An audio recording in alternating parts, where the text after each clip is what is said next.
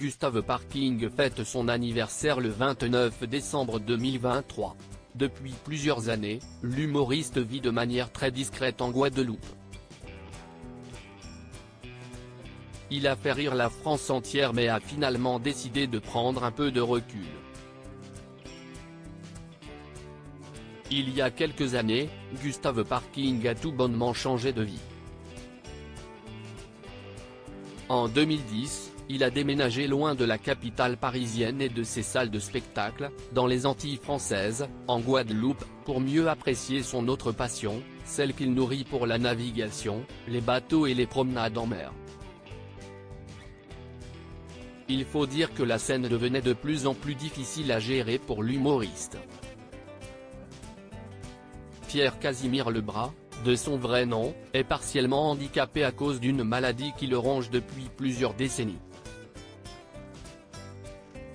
Gustave Parking, qui célèbre ses 68 ans le 29 décembre 2023, souffre effectivement d'hémochromatose, c'est-à-dire d'un excès de fer dans le sang.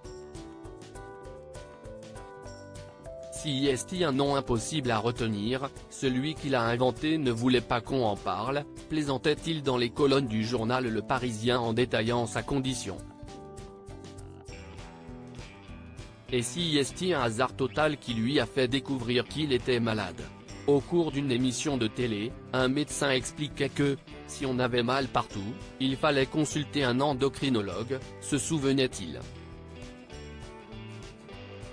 J'étais tombé en deltaplane, alors c'était mon cas. Les symptômes ne sont pas évidents à repérer, j'avais un teint cuivré et une grosse fatigue, mais c'est valable pour beaucoup de monde.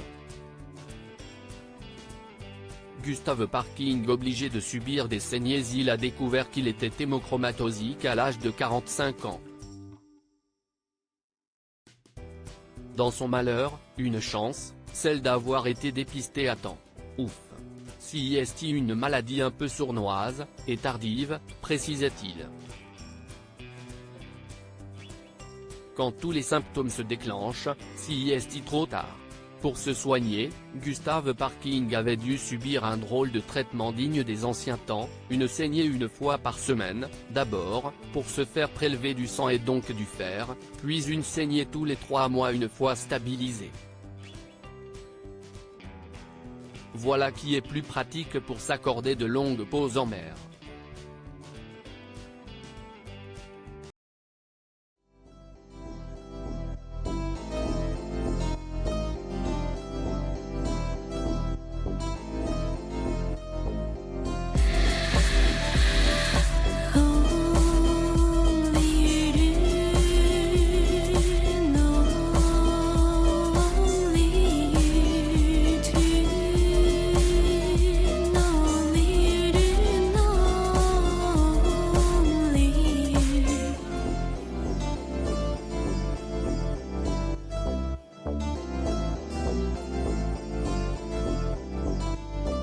To